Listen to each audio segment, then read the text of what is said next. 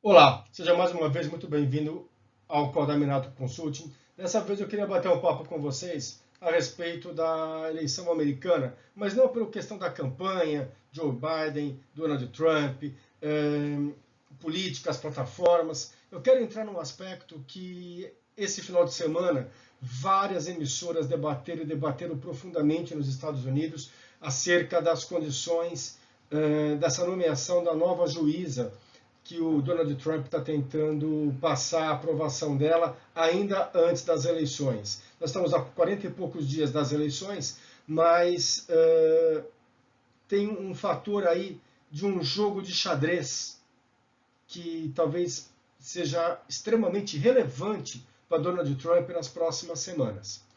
O que é interessante notar em termos de eleições americanas? É interessante notar que, não pelo lado da campanha em si, de democratas contra a plataforma republicana e tal, mas pelo lado do sistema norte-americano que pode entrar como peça decisiva desse processo de eleição. Tá? Os policymakers, tanto o presidente do Fed quanto os vice-presidentes, eles têm mandato dissociado do presidente norte-americano. E, independente de qual seja o próximo presidente, eles vão continuar com independência na formulação e na execução das suas políticas macroeconômicas. Então, são nomes representativos, que seja qual ganhe, Biden ou Trump, porém não impacta, no momento zero, a condução do Federal Reserve. E, a partir dali, todo o reflexo que o Federal Reserve tem sobre os demais bancos centrais mundo afora. Por parte do mercado financeiro, em âmbito global, os gestores, os economistas, os analistas, eles estão tentando prever impactos de um presidente ou de outro, tentando entender quais setores tenderiam a subir ou a cair, a depender das plataformas, das bandeiras que cada partido traz nesse processo eleitoral. E existe um terceiro setor, que é o setor político, que aí eu tenho uma concentração de risco importante, é onde eu queria deter aí no máximo 10 minutos com vocês em cima desse assunto, que é a questão da Suprema Corte. Tá? Como numa peça de xadrez, talvez seja uma peça fundamental que possa dar a eleição a Donald Trump, a depender dos desdobramentos seguintes.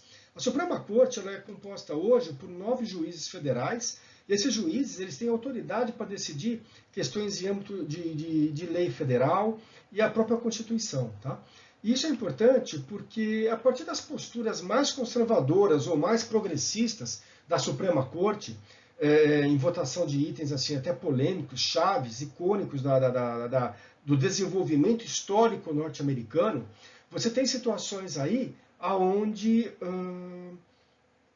você pode ver o crescimento da América enquanto democracia. Você tem a questão da igualdade de voto para mulheres, igualdade de direito para as mulheres, direitos de minoria, questões sobre aborto, sobre droga, sobre eutanásia.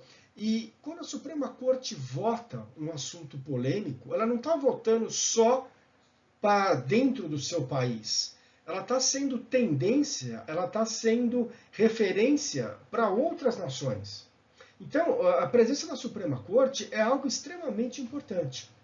E aí tem uma questão que é importante também ressaltar, porque quando Donald Trump assumiu a sua administração, uma das primeiras tomadas de decisão que ele fez foi escolher o juiz que substituiria Anthony Scalia, que era um juiz conservador linha dura, que faleceu durante o processo eleitoral norte-americano, exatamente nessa época, há 4 anos atrás. Ou seja, na época o Obama, tendo quase que a certeza da continuidade da sua administração nas mãos de Hillary, preferiu, teve um impedimento por parte do Partido Republicano no Congresso, mas preferiu não entrar numa disputa de uma eleição praticamente ganha, e acreditava-se que com a vitória de Hillary, ela nomearia então um juiz mais progressista na substituição de Anthony Scalia.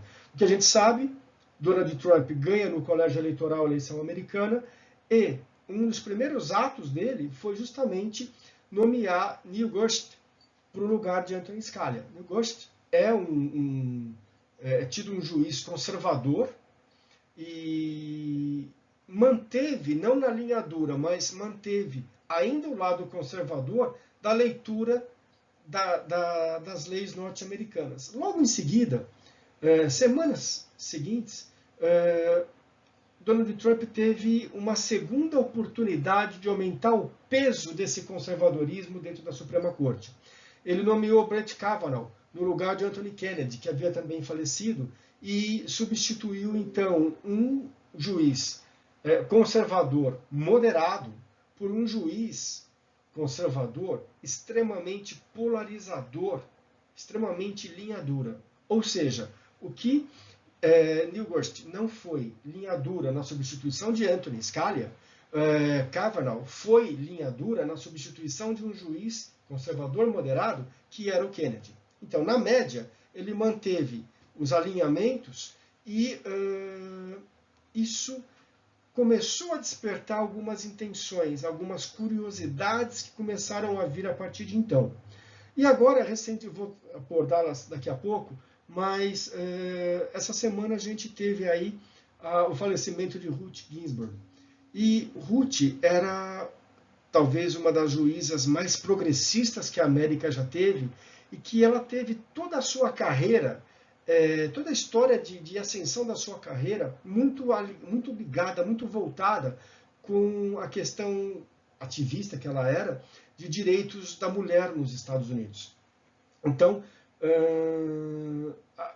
o avanço dos direitos da mulher e o crescimento da Ruth em termos de carreira estão muito intimamente ligados.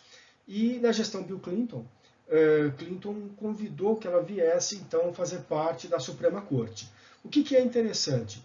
Atualmente, isso que eu falei que eu queria passar para vocês, não é só a nomeação de Kavanaugh, o Gorsuch, que tem chamado a atenção da opinião pública norte-americana, da imprensa americana, tentando jogar mais peso no conservadorismo norte-americano.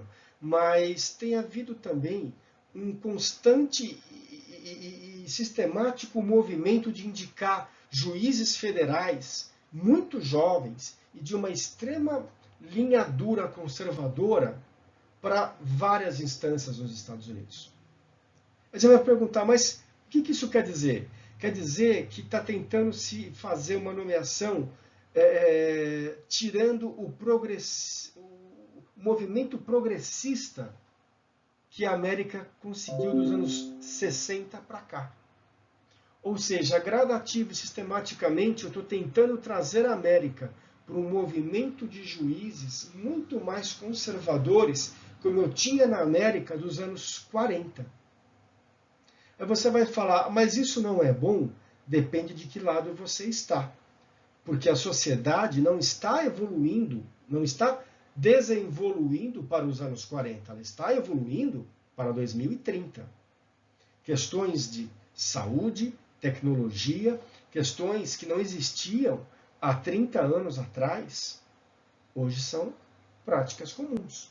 Então, no momento em que você coloca mais conservadorismo, você desacelera o processo de lei num país que está tentando fazer frente a um avanço chinês. E aí não é só um avanço tecnológico, é um avanço de usos e costumes, que é uma coisa muito mais profunda. E aí que eu quero trazer alguns detalhes para vocês. O presidente Trump, essa semana, ele, no prazo de 72 horas, ele já indicou para o lugar da Ruth uma juíza também linha dura, que é a Amy Coney, para a vaga que pode obrigar aí vários senadores, principalmente do Partido Republicano, que também vão estar passando por um processo eleitoral junto com o presidente, a votarem por um nome um pouco mais conservador, atendendo à vontade desses eleitores mais religiosos, conservadores, republicanos, dos seus respectivos estados, principalmente no corredor central do meio-oeste norte-americano. Então, é muito possível que, a partir da escolha de um nome contrário a temas como aborto, eutanásia, drogas, enfim, a nomeação de Amy Coney possa significar para o senador que vote a favor da nomeação dela, uma plataforma de mostrar para o seu eleitor: olha, eu sou conservador, sou republicano e conto com o seu voto. Aí você vai falar: mas tudo bem, está só se substituindo personagens dentro de uma Suprema Corte que naturalmente ela é cíclica. Sim, mas o que parece ser só um detalhe pode ser extremamente determinante daqui 45 dias para Donald Trump. Porque, vamos lá, ninguém espera uma vitória esmagadora do Biden, certo? A gente entende que é um processo novo, é um processo complexo, dada a pandemia, é uma eleição totalmente diferenciada em termos de condição de eleições, de plataformas, de como você faz a sua campanha. Só que, particularmente, eu tenho muitas dúvidas do sucesso da eleição do Biden como presidente. E não pela capacidade do Biden, até porque seria o candidato da minha preferência, mas porque talvez o que defina de forma mais crítica, a gente vai explorar isso nas próximas lives, a eleição do Biden, seja o debate dos vice-presidentes, Mike Pence e Kamala Harris. Porque a gente pode ter aí, a depender de como esses dois personagens se comportem fisicamente, emocionalmente, durante um debate, pode ser que os delegados do colégio eleitoral norte-americano que vão votar para presidente olhem para os dois presidentes, dadas suas idades já avançadas, acima de 70 anos, pensando assim: ok, ambos podem morrer ao longo do próximo mandato. Se isso vier a acontecer, quem assume? Mike Pence ou uma mulher na Casa Branca? E vamos lá, quem vota como delegado tem um perfil mais conservador. Ok, Hillary Clinton talvez fosse muito forte como presidente em substituição a Obama, que também foi um ícone político de uma era. Porém, ter uma vice como mulher é tão provocativo quanto se, de repente, Biden vier a falecer. Então, eu acho que talvez a eleição possa ser definida pelo vice durante o debate, a depender de como os egos e os comportamentos emocionais fluam durante esse debate. Mas voltando para onde eu quero chegar, voltando para a questão da Suprema Corte, embora o colégio eleitoral ele escolhe, em última instância, o presidente, votar nas próximas eleições não é obrigatório, como nunca foi nos Estados Unidos. Então, os eleitores republicanos, eles historicamente possuem o hábito de ir votar. O democrata não. O democrata, ele não necessariamente ele se dá o trabalho de ir votar. Se estiver chovendo, se estiver frio, ele não vai. Historicamente é assim. E a eleição não é num domingo como no Brasil. É num dia de semana. Você tem que parar o teu trabalho, ir votar e voltar a trabalhar. Ou, nesse caso de pandemia, voltar para sua casa, enfim, para o seu home office. E aí tem as questões ainda de Covid. E foi a Covid que talvez esteja cruzando aí essa questão. Por quê? Porque se todos esses acontecimentos começarem a tomar um desdobramento, o colégio eleitoral começar a ter uma visão mais conservadora contra uma Kamala Harris, que talvez possa vir a ser presidente caso o Joe Biden morra ao longo do seu mandato. Se eu tiver mais eleitores republicanos comparecendo às urnas do que eleitores democratas, e eu tiver, com a prerrogativa da Covid, o direito de votar pelo correio, é muito provável que os eleitores democratas possam optar por essa alternativa. E aí, quando você junta esses fatores e bate todos eles juntos, inicialmente, a gente pode ter aí uma repetição do que aconteceu em 2001 e 2016, aonde os democratas ganham no voto popular e perdem no colégio eleitoral. Tá?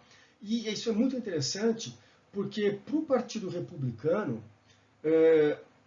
se ele for nomeado pelo colégio eleitoral como vitorioso, ele pode questionar, como Donald Trump já está indicando que questionará os votos que virão do colégio, do correio. E se você tiver aí a questão de falar, mas esses votos não valem, eles podem ser fraudados, eles têm delay, pode levantar uma questão de fraude dentro do processo eleitoral americano, o que conduz naturalmente uma decisão para dentro da Suprema Corte. E nesse momento que você está tendo tanto separatismo dentro dos Estados Unidos, com questão de George Floyd, que é morto, e várias cidades fazem manifestações, você tem Portland, você tem várias questões de ordem social, que são cicatrizes que fecharam por fora, mas ainda doem por dentro, e que têm a sua legitimidade, é uma forma de você polarizar ainda mais o processo eleitoral norte-americano, que já não é um processo simples, não é um processo tão imediato como nós estamos acostumados, mas que se mostra cada vez mais antiquado dentro de um processo tecnológico. E aí, como eu ouvi de um cliente que eu achei sensacional, nós corremos o risco da segunda emenda, que é a que defende o direito do cidadão se defender, daqui a pouco tomar o lugar da primeira emenda, que defende a liberdade de expressão, de imprensa e de outras mais. Então, o que eu queria passar para vocês é que há um movimento sutil nesse momento de movimentação dentro da Suprema Corte, que vocês vão escutar nos jornais nas próximas semanas e falar, mas o que isso tem a ver? Tem a ver muito, porque pode ser mais um juiz conservador a votar num processo que pode sim passar por problemas eleitorais, em termos de reconhecimento ou não da vitória dos republicanos, e é um processo, pensando para 20 e 30 anos, de uma América mais conservadora de costumes. E todo o movimento conservador norte-americano desacelerou processos de crescimento. Não só da indústria, não só da economia, mas de crescimento do país como um todo. Então, no momento em que você compete hoje com China na indústria, e você compete hoje com alguns outros tigres asiáticos que estão voltando a receber investimentos como uma alternativa à China, no momento em que você tem hoje uma Europa que está cada vez mais se separando dentro da sua unidade, em termos de direita e esquerda, ser mais conservador desacelera o seu processo de crescimento, em âmbito político, em âmbito de costumes, em âmbito de alternativas para avançar para o futuro. É algo a se pensar e é algo a se acompanhar de perto, porque isso não é um problema de uma eleição, de um nome de uma pessoa. Isso pode determinar oportunidades, inclusive de mercado, para uma geração. Gostaria de agradecer a presença mais uma vez, dessa oportunidade de a gente poder estar conversando, estar trocando ideias, e em breve a gente começa a soltar então todas essas lives sobre política nos Estados Unidos. Muito obrigado e uma boa noite.